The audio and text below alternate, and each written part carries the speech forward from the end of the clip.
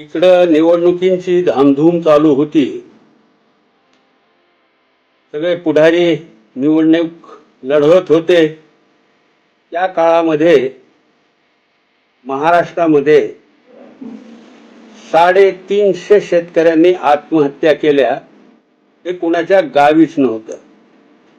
या पुढाऱ्यांना काय मस्ती चढली होती कुणास ठाऊक, परंतु कुणीही शेतकऱ्यांच्या आत्महत्याबद्दल वेदना व्यक्त करायला तयार नव्हता. ही महाराष्ट्राच्या राजकारणाची शोकांतिका होती.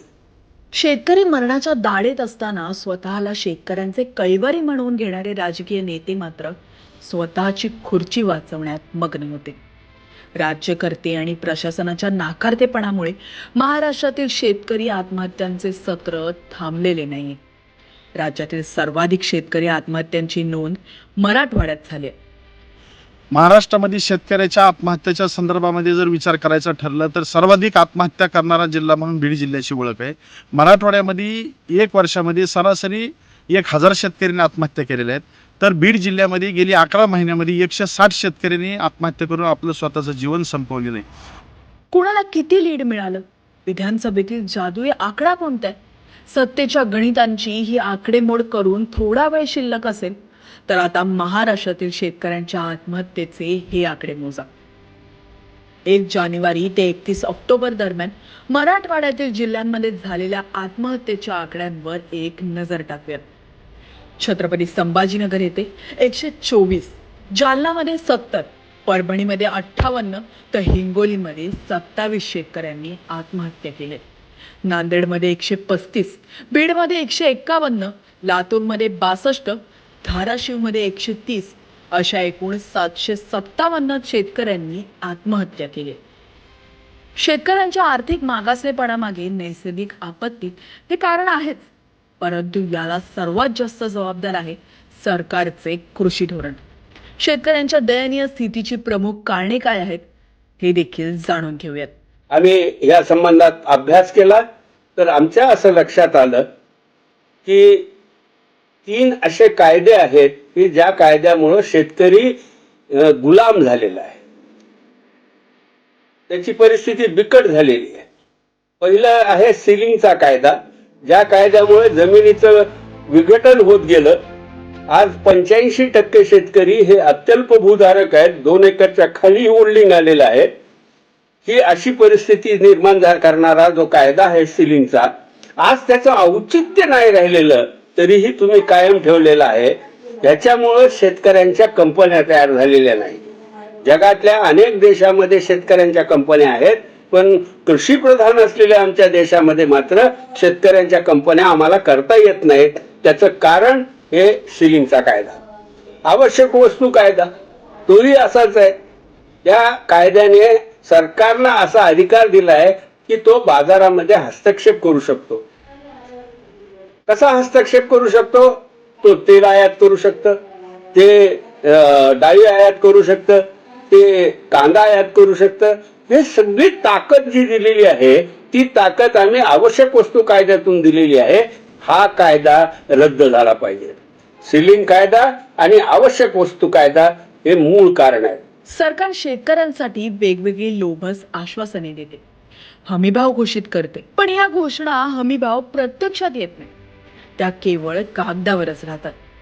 घोषित केलेल्या योजनांच्या अंमलबजावणीसाठी सरकार ठोस पावले उचलत नसल्याची शेतकऱ्यांची भावना आहे. आज सोयाबीनचा जर आपण विचार केला तर सोयाबीन सगळी खरेदी व्यापाऱ्यांनी केल्याच्या नंतर शासकीय खरेदी आत्ता मागच्या आठवड्यामध्ये सुरू झालेली आहे. ही किती शेतकऱ्याच्या बाबतीमध्ये दुर्दैव समजावं लागत. म्हणजे ज्यावेळेस शेतकऱ्यापाशी 1-2 क्विंटल 4-2 क्विंटल सोयाबीन पदरात पडलेली असताना ती कुठेतरी दिवाळीसाठी शेतकऱ्यांनी व्यापाऱ्याकडे विकली आणि आज शासकीय खरेदी सुरू झाली. मग याची भरती कोण करणार? तर व्यापारी तो सोयाबीन घेऊन घालणार. आज ऊसाच्या बाबतीत तसंच आहे.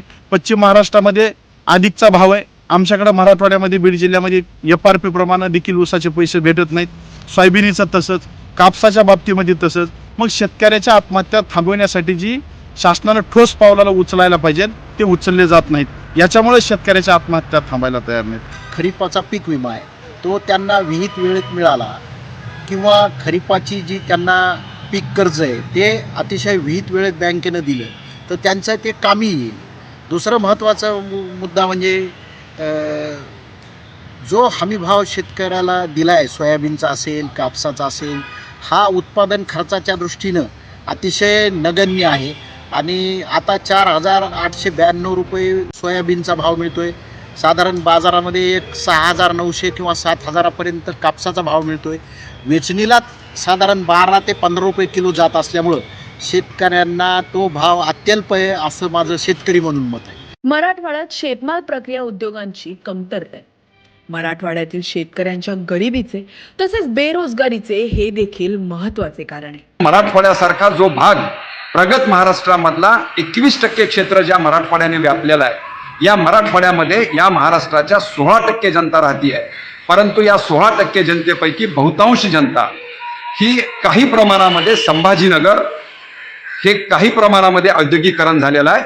अगदी अल्प प्रमाणामध्ये लातूर सारख्या आणि नांदेड सारख्या ठिकाणी काही प्रमाणात झालेलं आहे.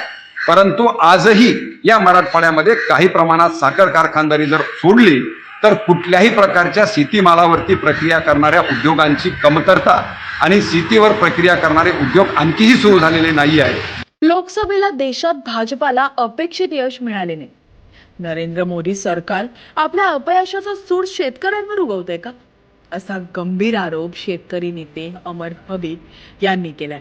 शेतकरी आत्महत्या करतायत आणि हे सतत चालू आहे. गेली अनेक वर्ष चालू आहे. काँग्रेसच्या राजवटीतही होत होत्या, परंतु मोदी सरकारच्या काळामध्ये त्या आत्महत्या वाढल्या आणि त्याची कारणंही तशीच आहेत. कारण मोदी सरकारने शेतकऱ्यांच्या बाबतीमध्ये अत्यंत वाईट असे निर्णय घेतलेले आहेत. वाईट निर्णय. उदाहरणार्थ काय?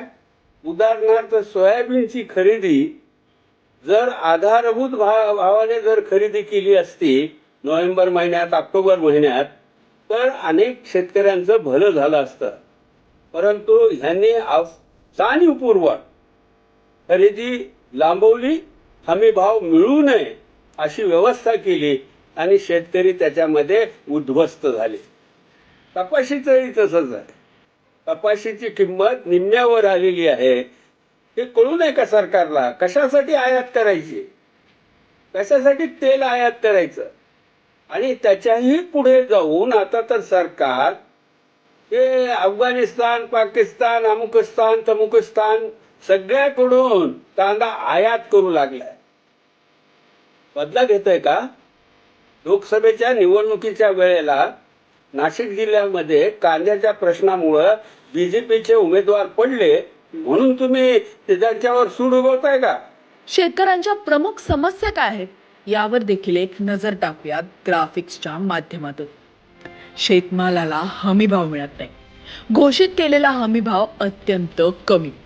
शासकीय कापूस, सोयाबीन खरेदी केंद्रांची कमतरता.